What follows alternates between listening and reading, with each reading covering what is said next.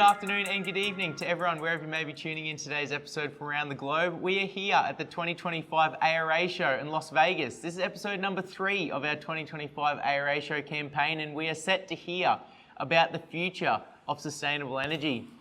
POWR2 is the leading global provider of battery energy storage technologies for the equipment rental industry. Today in 2025, providing a truly proven and innovative technology, a first of its kind and remarkably pioneered software, achieving an emission-free, silent and truly portable power application, aiming to not only meet sustainability targets but drive profitability for all rental operations. Globally partnering with seasoned veterans and industry experts in over 21 countries, winning multiple Editor Choice Awards from Rental Magazine, receiving an ARA Innovation Award and said to be a future-proof solution engineered by experts. Absolute trailblazers, the best in class and at the gold standard of sustainable products for the rental industry. Now to our guest, co-founder and director of global markets at POWR2, Tim Doling. Tim has an absolute wealth of rental industry experience dating back to the early 2000s, transitioning from fuel storage products to co-founding POWR2 in 2018. Rumour has it, whilst he is usually focused on all things green, being here in Las Vegas has shifted this focus to either red or black. Looking to simplify sustainability for the future of the rental industry, Tim Doling.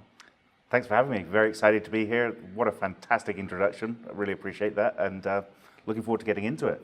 I've absolutely loved tuning into the POWR2's Leading the Charge podcast over the last 12 months, bringing forward such amazing insights, thought-provoking discussions, providing a platform for industry leaders and your global partners on how we can successfully transition towards an industry and a future world of sustainability.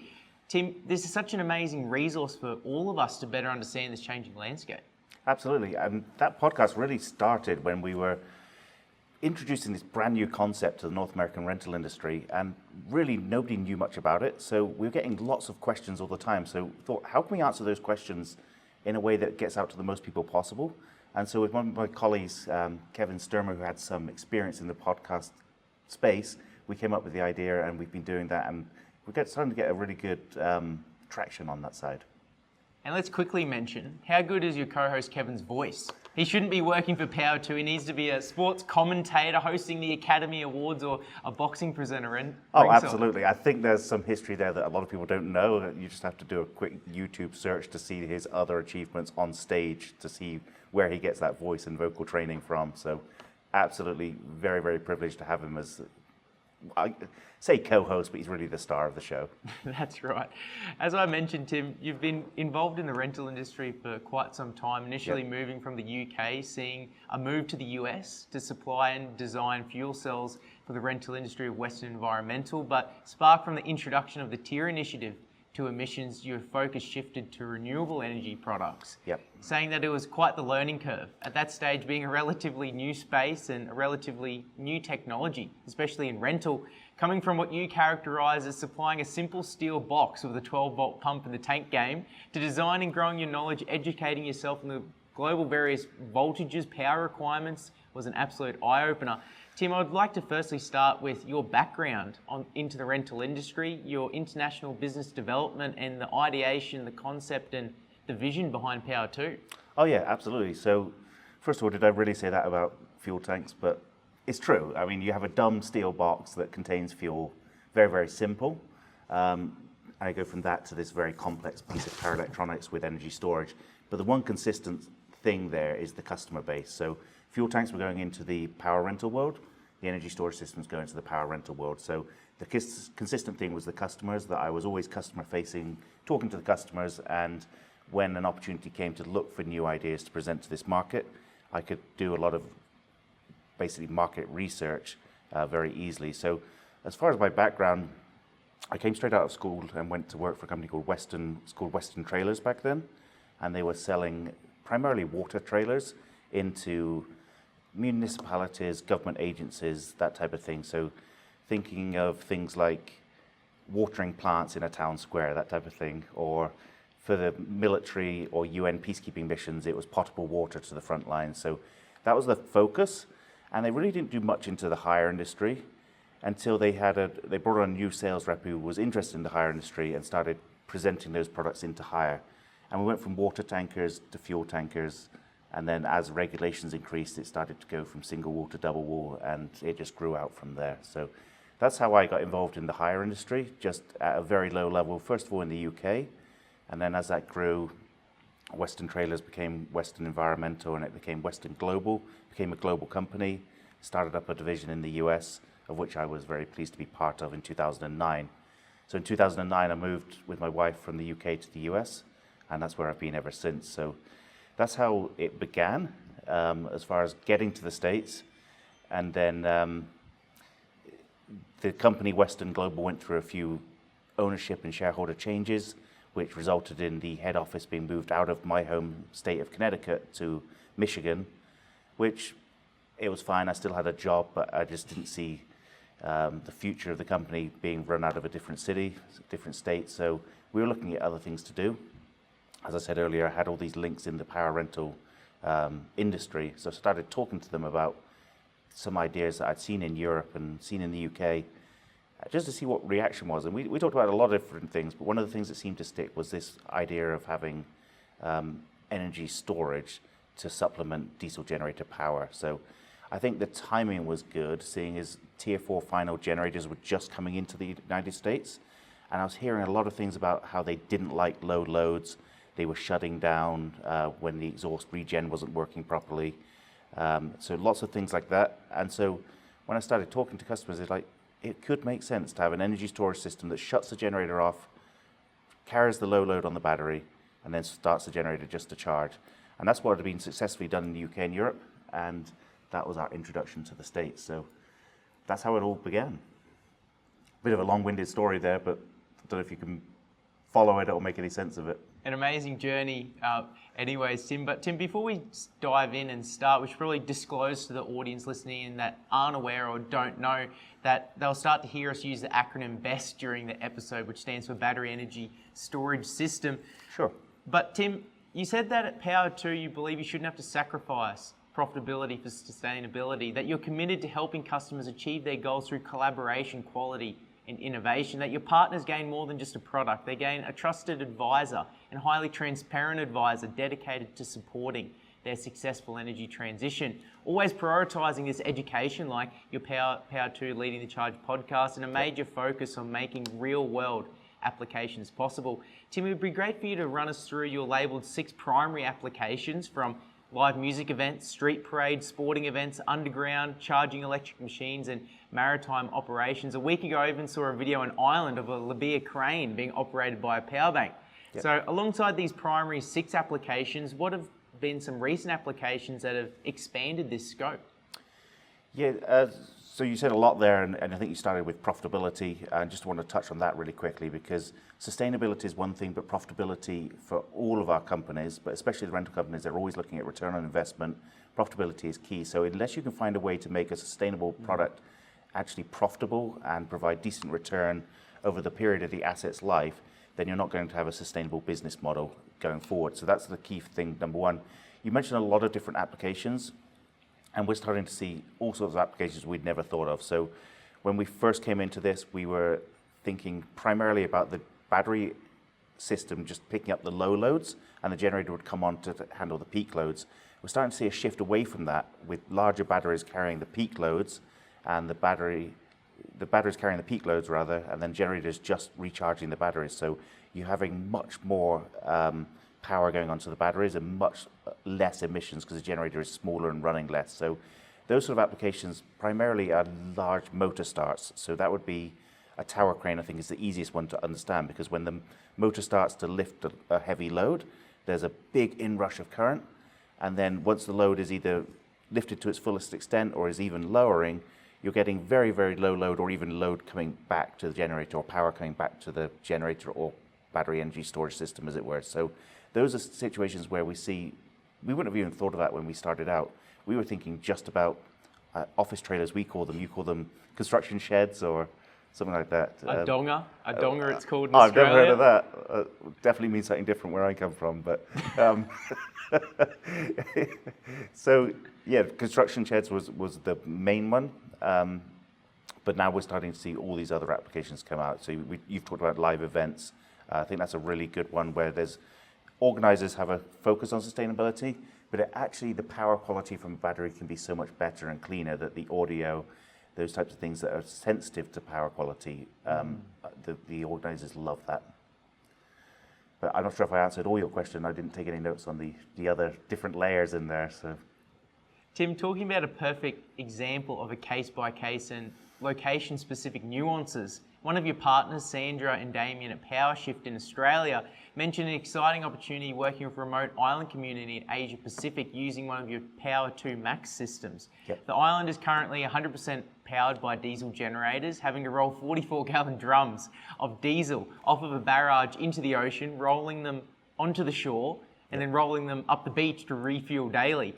Also having to force external loads on the gensets to prevent engine glazing, creating huge emissions, insufficient consumption, and huge fuel costs for residents. But the battery system in the future will not only reduce these annual costs, but enable for a net zero island operation. Projects like this must really excite you. they do, they really do. And that's one of the things, as we get into these bigger batteries that open up much different applications, it's really exciting to get out there and see what they're doing. So that's certainly, just because of the location of it, it's certainly a very, very exciting one. But as we get into some of the military applications we're working on, some of the oil field applications where you're displacing much bigger generator sets, it just is very exciting to see it developing. Tim, you've mentioned an increased pace of change, seeing over 7 different manufacturer options and various designs last year at the ARA Show in New Orleans versus even 5 years ago, POWR2 being the sole supplier on the trade show floor. And personally, I'm constantly seeing new developments of sustainable products for the rental industry. I saw a hybrid wood chipper last year in New Orleans using supercapacitors. And this supply was founded in the 1940s and World War II, now innovating with battery storage and battery technologies. Even one of your Leading the Charge episodes, a United sales rep said that one of his clients is requesting a BESS system with every single diesel generator they rent indefinitely, highlighting a major uptick in adoption, not only from the rental industry, but also immense interest from the construction community. Oh, absolutely. And that's driven by the, as you say, the construction industry, but the end customer. So that's people building, whether it be residential buildings, large data centers, construction, commercial projects. They're starting to see the benefits of having energy storage. Running the generator more efficiently, yes. Saving emissions, yes, but also the ability to harvest renewables. So they can actually get in there and put the solar or wind power as well as a diesel generator if needed. So lots and lots of benefits for them. And it's to your point about it being requested more often, it's about awareness. So we were truly the first people in North America to do this. I remember speaking to the fleet manager of United Rentals years and years ago, and he'd never heard of the concept before and was very, very interested. There was another large rental company that I spoke to at the same time, said, kind of cool idea, but we're never going to buy any of them. They've since become one of our biggest clients, but that's another story entirely. So it's just interesting to see how it grows from being a product that is so innovative that nobody considers it, to now it's being requested all the time. Sure. Tim, the rental industry has experienced quite the transition, not only in aspects of sustainability, but in the digitisation and the digitalisation within our operations, with ERPs, online bookings, online e-commerce now in rental, telematics. We're really flooded with data in 2025. With the product and R&D side, POWR2 is continually innovating to satisfy the advancing market needs, saying that your global partnerships provide an environment for client collaboration, helps you target future design options, and provides a harmonious direction for the POWR2 strategists globally. Tim, how do you approach the R&D process? What turns a new idea into reality, and your qualifier objectives for these future innovations?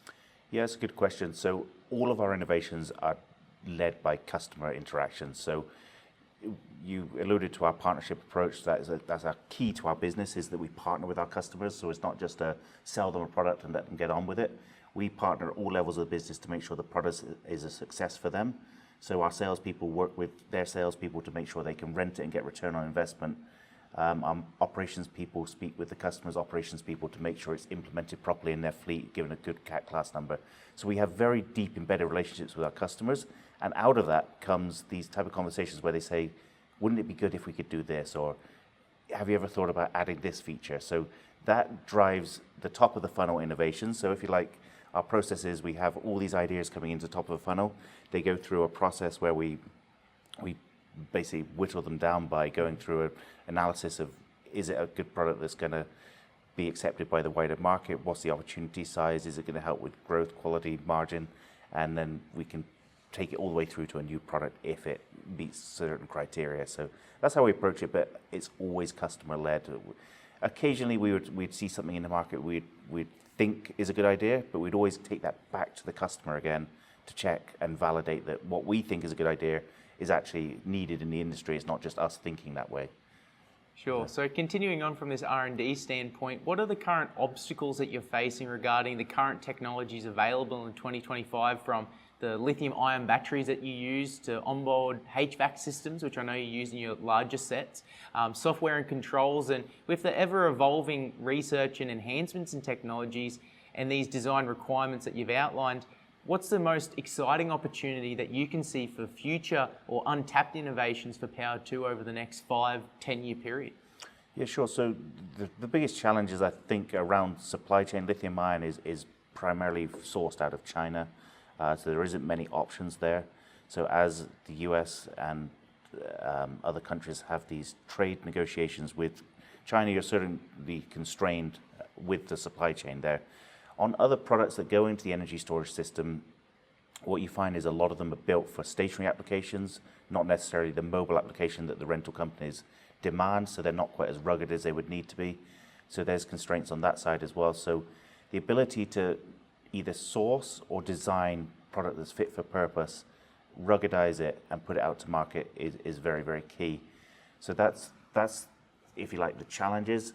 On the opportunities side, there's huge opportunities as we look to grow into bigger products for bigger applications. That's the most exciting thing that's ahead of us. And that means being able to synchronize multiple batteries together to increase capacity and power output, but also synchronize with different power sources. So that could be different generator sets. So we've got diesel generator sets, gaseous generator sets. On that side, there's also hydrogen fuel cells coming in. Then we have possible grid applications where you're tying into the grid as well. So the ability to I guess it's use those different power sources effectively to give the grid or to give the load the best possible quality of power, but also reliability of power as well. So I think that's the big things. Slightly further in the distance, you have alternative fuels coming that are truly net zero. There's nothing been released yet, but people are talking about certain water-based fuels that have ethanol and water or glycerine and water, that type of thing. Seems very airy-fairy right now, but I think there's going to be something coming down the pike fairly soon where they can say it's a truly zero-emission fuel. So we keep our ear to the ground with all the innovations, and I think part of our business is having good partnerships, not only on the customer side, but also with other innovators in the space.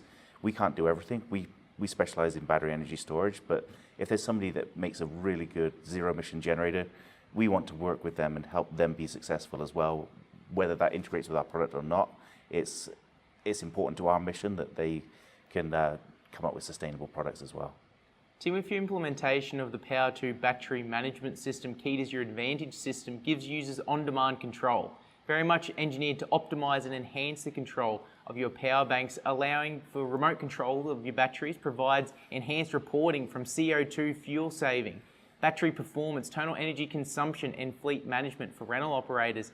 Removing the old school visual check of if the exhaust flap is up or down probably is an ideal approach for load optimization in 2025. Tim, how have these analytic technologies increased the performance of your power banks, but also helped you provide further education and enhance the customer success? Oh, it's huge. So just the actual visibility, being able to see how the product's operating at any given time of day or night is so important, not just for the operator, but for technicians being able to check in on the product. If there is any issues, they can see whether that's driven by the generator or the battery or what's going on. So just visibility is so key on that. The Advantage management system that controls all of our systems, it's important for so many reasons. Not the least is whatever size system we put out on site, whether it's a 30 kW system or 300 kW system, it has the same user interface. So the user can go into the system and operate it, whatever size system it is, super easy, and for training and adoption, that's important. Then on the back end, it controls all the component parts. So that's the battery, the inverter, the air conditioning, the fire suppression systems. That's all being controlled by our Advantage system. That means that if a component becomes obsolete or hard to get hold of, or if there's a new innovation, it's very easy for us to integrate into our system because we control all the software that puts those things together and makes it work and speak to the cloud. And then I think the final piece you mentioned earlier about software in our businesses, the rental industry is just becoming increasingly digitalized. There's so many data points going into the rental software that we want to make that easy for people to understand so that they don't have to log into multiple different places to look at data. So our Advantage system, whilst we have our own online portal where they can see the data, we can take those data packets and port them directly into the customer system.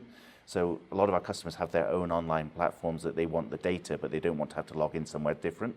So they can get that data straight into their system so they can log into one page, see the generator, see the battery, see everything else all in one place. So we do that as a service for our customers as well. Tim, the transition to sustainable energy can definitely be overwhelming, especially given the many options now available. This is why POWR2 is committed to this partnership approach to avoid the confusion and provide a simple, straightforward guidance pathway for rental companies. But one thing that I wanted to bring forward is POWR2's three-step approach and what you've called the winning formula to success. Number one, which we've discussed, being expert-backed guidance, but number two, a proven integration method.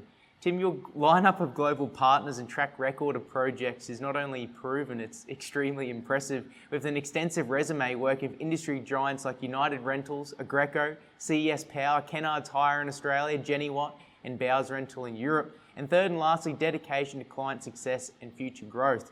Sandra at PowerShift also mentioned that taking lessons from global leaders in countries such as the Netherlands, who are currently probably, I would say, forging the path and potentially 5 to 6 years ahead, has allowed PowerShift fast adoption and quick success with your power banks. How have you been leveraging this compounding knowledge and expertise of your partnerships? Well, it's taking what we learn in one region or one customer base and being able to replicate that across into different customers and helping them be successful without jeopardizing or breaching any of our confidentiality agreements we have with our customers. So for our customers to be successful, there's a whole process. It starts with specifying, so helping the fleet manager specify something that's going to be successful for their business, and with the knowledge it's not going to be the same for fleet manager at Aggreko as it is for a fleet manager at United Rentals. So it could be that their applications are different, so they got a different product. So it's from the very beginning, specifying it with the fleet people, then working with the next level, the purchasing people, making sure it's successfully set up in their system so people can actually buy it, so that the part numbers are correct and the CAT classes are correct. Right. And then it goes on to the operational people. We've made some false starts for sure in the beginning days where it was put into the wrong part of a business. So all our customers have different specialty divisions, whether it be power or load banks or events. You want to make sure it goes into the correct division where it can get leveraged quickly and get return on investment quickly. So that's the operational side. And then the sales side, how do the salespeople sell it? Sales reps won't sell something that they're not confident in. They want to be confident in how it works, who to sell it to, and what the advantages are. So making sure that the sales reps have those tools to go and sell it, that in turn brings the ROI back to the customer, which means that they can invest in more fleet. So it's a big learning circle that self-perpetuates. Well, from my perspective, yourself and the team at POWR2 have really leveraged this think global, act local approach, being able to provide solutions from the New York City ball drop on Times Square to the remote locations in the Australian outback, always considering the local conditions from the climate, weather, access to these domestic resources that you've mentioned, infrastructure, and most importantly, this level of sustainability literacy across the globe. Tim, these new technologies can be very daunting, and I think Kevin summed it up perfectly with his reference to the emotional cycle of change, which I'm sure we can pop up on the screen for the audience at home. But you really understand this power of a case-by-case tailored solution and not a one-size-fits-all approach. How does your team of experts back in New York and around the globe assist with these specific applications for rental businesses?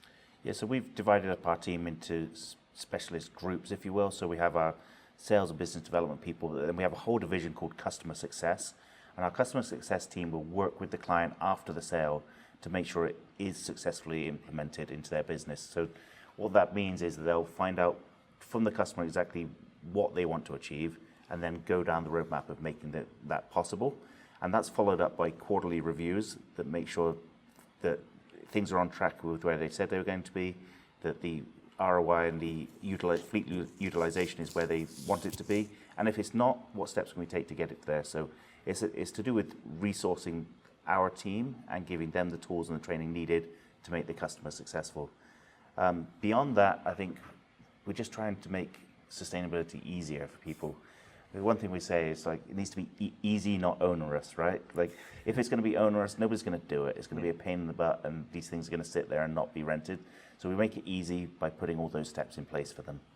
So we're really seeing a globalized rollout and increase in government and corporate mandates for sustainable energy, with scope 1, 2, and 3 emission policies to other mandates such as the Paris Agreement. Yep. Now larger contractors are legally obligated to satisfy sustainability targets, provide metrics, and make continuous progression year on year towards net zero. In one of your Leading the Charge episodes, Patrick Flannery mentioned that the Canadian government by 2030 is aiming for the new construction and operation of net zero homes alongside their embodied carbon programs within the national building codes. Yep. All inputs, transformative activities during the construction, transport, the raw materials used and disposal must satisfy net zero targets. Mentioned that future contractors will be forced and requesting sustainable products to satisfy these new mandates from rental companies. You've recommended that rental companies don't rely on government subsidies, but look at applications that commercially make sense, are commercially viable, like you've mentioned, saying that a change of government could easily shift or roll back an initiative previously implemented. What mandates and rollouts are you seeing globally that are going to particularly impact the rental industry? Yeah, so it's a really good point that it's something I do stick to, is that whilst these initiatives and government initiatives and even state initiatives, like we have the California Core Program in California, these all help and they really accelerate adoption. However, we can't have our product rely on those things. It has to stand on its own 2 feet, totally aside from government subsidies. So new government's just come into the United States and it's rolling back our inclusion in the Paris Accord. So that can happen so quickly, and we need to make sure that our product will still function and still be successful aside from that. So number one, that's the most important. And then as far as new regulations coming in, I think the main thing coming in that's going to control the industry is the regulation of batteries themselves. So making sure batteries are safe to operate. I know that's not along the lines of subsidies and things that will help the actual user invest, but it's more about making sure the products are safe so that people can have confidence to put them into areas where they haven't otherwise been able to use them. So what I mean by that is there's certain inner cities that are very fire conscious. Most inner cities are, but they want to see fire approvals on all the batteries they use. So here in the States, that's UL 9540A listing, and they want to make sure that batteries have been through fire testing. If you can show that certificate, then you automatically have approval to use that in a lot of different areas where you couldn't previously use them. So I think that's going to drive additional adoption as these fire regulations get solidified, adopted, and approved by different jurisdictions. It's going to mean we can open up a different market space that we weren't previously in. So that may not be what you're looking for as far as subsidies and that type of thing, but this is a regulation that's coming, I think will be a game changer. No, that's interesting. The industry that we supply to as our rental business is extremely cautious on the safety side. So I think any initiative like that will, by nature, really affect the rental industry. I think it really will, and safety is top of mind. And now we've just been through this terrible fire season in California where the wildfires were out of control. It's very, very top of mind with people. So any slight risk or any exposure to sparks, that type of thing, we need to be very cognizant of the safety of these products and how we can overcome safety concerns. And having a unified standard like UL 9540A, it's adopted in the United States and it's still under development, but how will that roll out into other countries, whether that be the European Union or into Australia or elsewhere? So that's something we're monitoring and watching. And we'll probably keep our listeners up to date on our podcast as well, and we can certainly keep you guys up to date too. Tim, with your commitment to the industry, how can you assist the independent and smaller rental operations? I saw that you're facilitating live demos and virtual reality job site tours at this week's show, which look absolutely unreal, and I'm really looking forward to coming down and having a look at those. But as we know, Tim, a goal without a plan is just an aspiration. So how can the little guy and the independent create a successful sustainability roadmap within their lineup and in their fleets?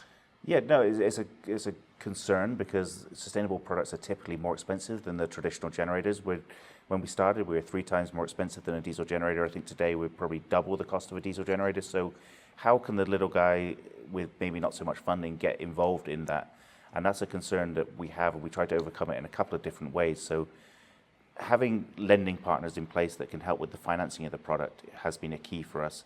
Because it's new technology, to begin with, financial institutions were very wary about funding it because there was no track record of resale value. So putting it out there on a 5-year lease, they had no idea what it was going to be worth at the end of 5 years. So how can they write their lease program? So now we have a lot of a longer track record. We have units out there that are that old and older. They're starting to be much more easy about underwriting that. So we have lending partners that can help finance this equipment for the smaller rental companies should they wish to. Secondary to that, it goes back to our partnership approach and making sure that we can successfully implement something in their system that makes sense for their customers and their use cases. So I think that would be pretty important for them as well. And then thirdly, if they wanted to do a trial or a re-rental program, we have a lot of customers who have large fleets that are willing to do a re-rental program to a smaller rental company if they so wish to do that, and if they don't have any aversion to working with another rental company. So those are kind of our 3 pillars to making it accessible to everyone, if you will. Yeah, I think the investment side is so important to highlight. Like any technology, by nature, there will be an increase or discrepancy in the price tag in comparison to the traditional solution with any industry. But you've also mentioned with sustainable products increasing in this popularity, you're seeing finance companies are even open to assisting these smaller independents with the initial capital investment required. Absolutely, yeah. And that, as I say, that wasn't the case initially because it was an unknown quantity, if you will. But now as it's becoming more of a mainstream product, it's being treated much more like a typical asset where they'll look at funding it over a period of time. Tim, in Australia, the national players are really leading, pioneering and at the forefront of driving sustainable products within their rental lineup, seeking the gains that come from a first mover strategy in a growth market. Paul at Kennard's Hire said that the power bank really stacks up in its usability. The first power bank was on hire 5 days after we received it. That's a credit to the unit because of its simplicity. And most importantly, we didn't need a 4-day training course on how to safely operate it. Tim, what are the requirements from a training and an investment standpoint into like field technicians for rental companies to consider with their current diesel technicians within their operations, service departments, and the troubleshooting involved in these new technologies?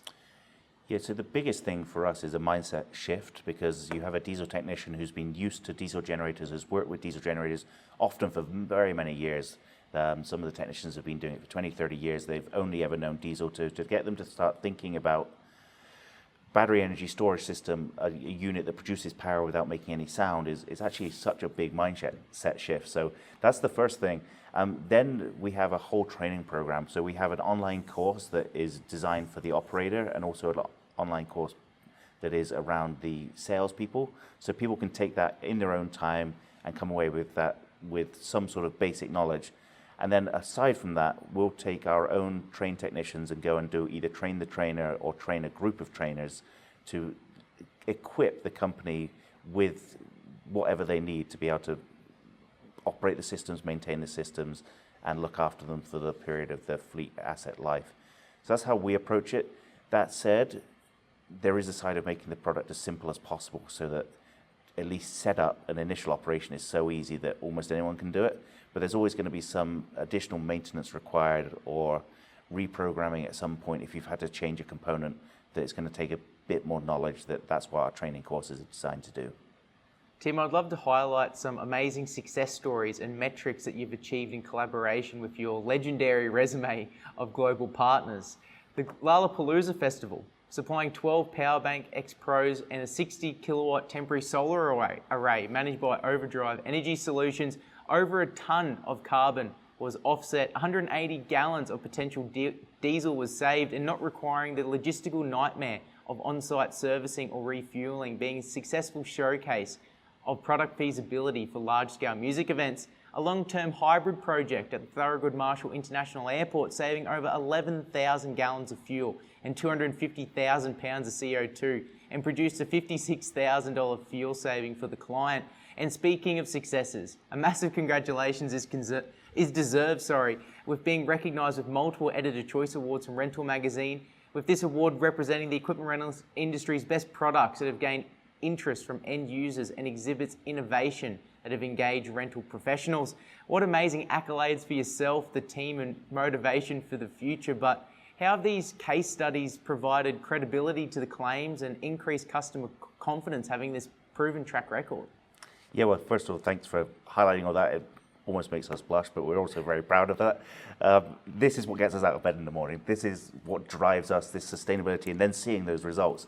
But to your point about credibility, coming into this, we really didn't have any good case studies, and we're going to customers and asking for them to take our word that this is going to actually do something for them.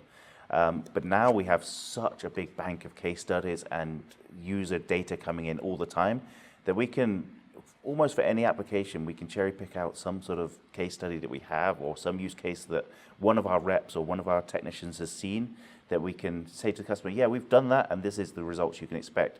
Because it's very hard to initially predict results. When somebody's coming to you and said, look, I've got this application, what sort of effect do you think the battery will have? And you're like, ideally, this is probably what it's going to be, but we're kind of guessing at it. But then once you get some case studies under your belt, you can say, this is a very similar application, this is the results, these were the savings. So all things being equal, this is what you could expect on your job site. So it gains huge credibility with our clients. So it is very, very important for us to build up that bank of case studies. Tim, with your key phrase being let's simplify sustainability, your mission to provide emission-free portable power solutions that enable companies to meet their sustainability goals. Your vision is to see a world powered by sustainable energy. And finally, your promise, a smooth transition for your company from traditional energy to sustainable power solutions. I'd really recommend for the audience at home to jump on the POWR2's website and check out on the homepage where you can see a real-time ticking counter displaying the approaching billions of pounds of CO2 emissions that POWR2 has saved. It's truly remarkable just to sit there and watch. But Tim, how do these statements, promises, and these values, what do they mean to you, and how have they provided direction for yourself and the team in your future vision? So our future vision is to really see the whole way that temporary power generation is handled on site change. So temporary power has always been thought of as a dirty diesel operation. I mean, I've been in it. I was selling fuel tanks for years, so I know, I've seen it. I've had my hands in the fuel and whatnot. So it's always been thought of that way. We want to change that mindset and think about temporary power from the point of view of sustainability. So we say simplify sustainability, and what I said earlier about making it easy, not onerous.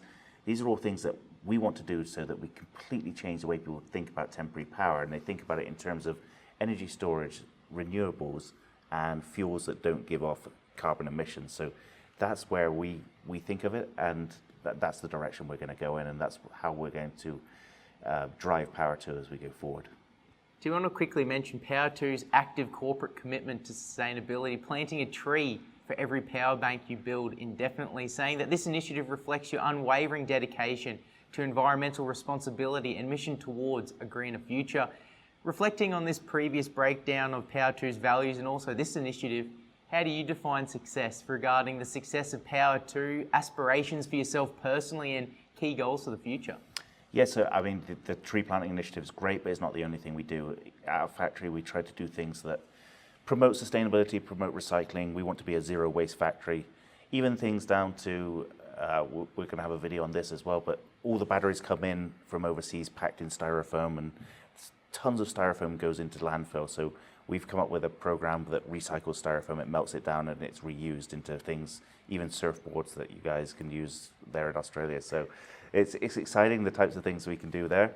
As far as our aspirations going forward, we're going to continue to innovate or work with other innovators to smooth this transition to a world powered by sustainable energy. There's so much we can do. Our aspirations, we've got such big goals in this. You talked about the ticker on our website, how it's increasing all the time. We just want to just blow that through the roof and just keep doing what we're doing. It's exciting. The journey, I always tell people, it started a lot more slowly than I expected. Bringing a new product into a new market is always hard. So it started much slower than I thought, but now it's taking off, and we're excited with the customer adoption, and we're excited with the prospects ahead. Tim, thank you for your time and amazing insights this morning. Thank you for your valuable education, resources, and expertise for the collective rental industry and the broader global community. Best of luck for the show here in Las Vegas, and I'm sure continued success for 2025. Thank you very much. Great pleasure to be here, and wishing you the very best and enjoy your stay in the States.